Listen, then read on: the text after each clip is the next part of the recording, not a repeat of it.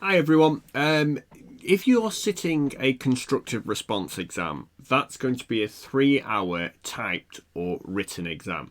For each of the exams, there's a different number of questions. It could be between 4 and 5.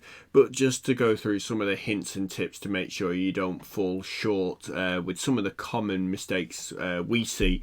Most of the team at SR, who are the tutors, are SIPS examiners who do this on a regular basis and actually mark the papers. So just some of the key things that we want you to make sure that you understand before you go into that exam. So the first one is understand what the command words mean. At the start of any essay-based question, there will be a command word, and that will suggest the level of depth and knowledge that's required for each of those answers. At level 4, you tend to see a lot more of the describe, explain, identified list, which are much more about showing an understanding of something, being able to repeat knowledge. As you move up through levels 5 and 6, you'll also get more of the compare, contrast, some of the criticise type questions, which are much more about showing a deeper level of understanding and questioning some of the content and theories that you're looking at. So feel free to have a pause, have a quick look through some of these key command words. I use these as a judge. I like to make sure that I know what I'm trying to do when it comes across and comes to the command words. I would say that they are part of the story, though. Other things that you need to consider is the amount of marks that are allocated to the question. So every question will have a number of marks, ranging generally from 2 to 25 marks. I think in the last syllabus there was one question when 2 marks were awarded in the entirety of level 4, 5 and 6. Generally the majority of marks are between 5 and 25. The first thing is to know is how you actually achieve those marks. So how do you get, if it asks for 5 things for 5 things for 25 marks, how do you make sure that each of those individual points that you're making equate to the 5 marks that the examiner is looking for?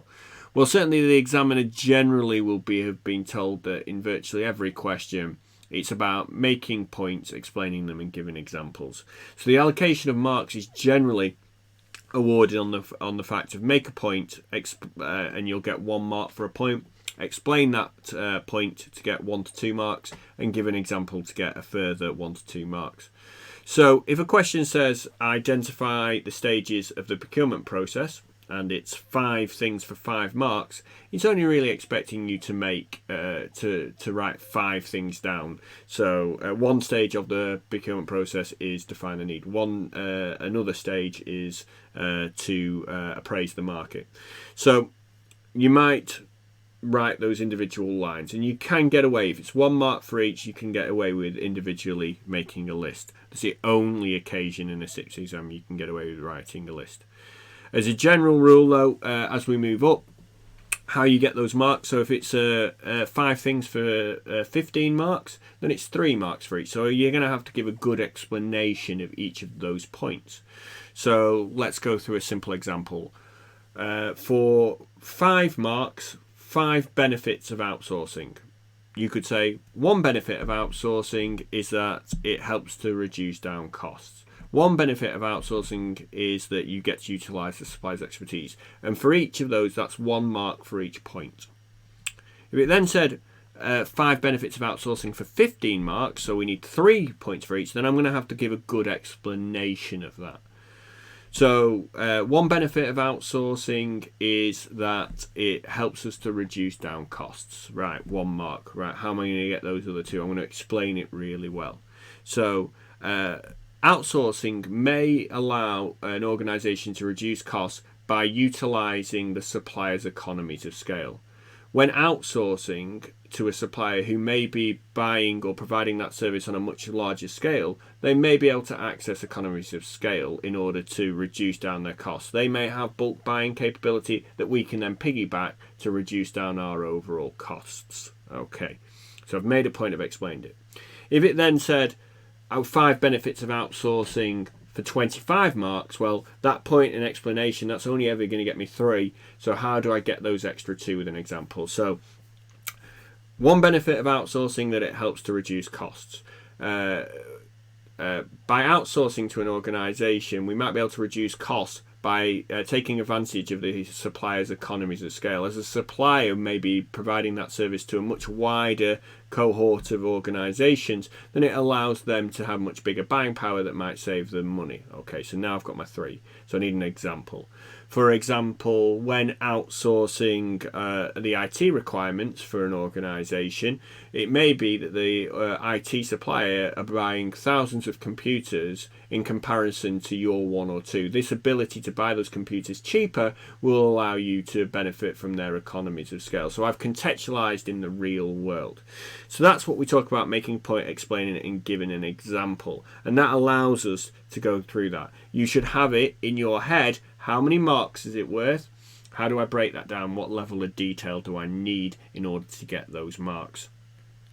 If it's a question that says define something, like define corporate governance or define outsourcing, well, you've got to think about how you're going to get those marks. Define questions are usually a 5 marker.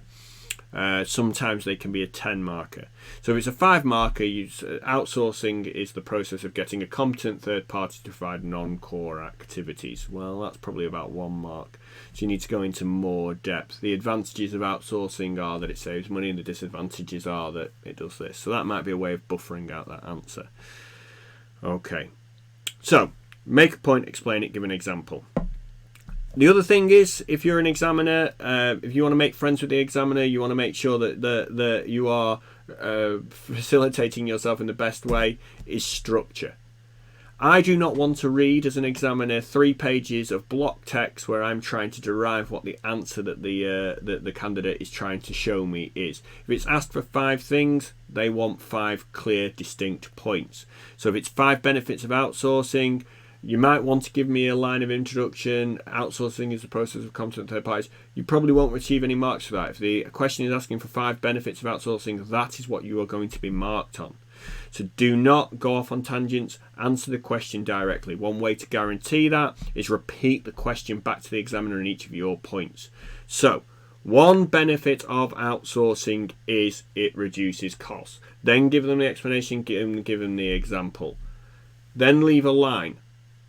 1 clear point. If it's 5 things for 5 things for 25 marks, the examiner will be looking in that block for your 5 marks. He will then move on to your next block. So you leave a line. A second benefit of outsourcing would be structure is key. Examiners love to see structure. It makes it easy to identify where those marks should be allocated, and it means that you won't miss your marks.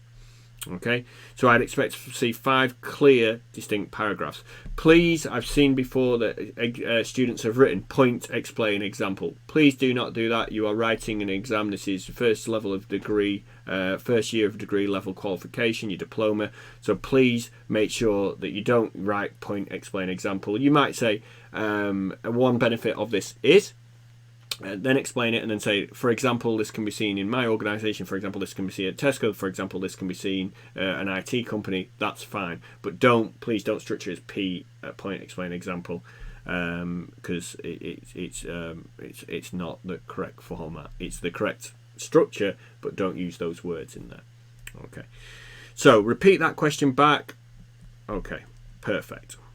So all in all then, what I need you guys to remember is look at the command word, understand the mark allocation and what you're going to go for, and follow a structure which is consistent to the level of points that you need. Okay, well, good luck.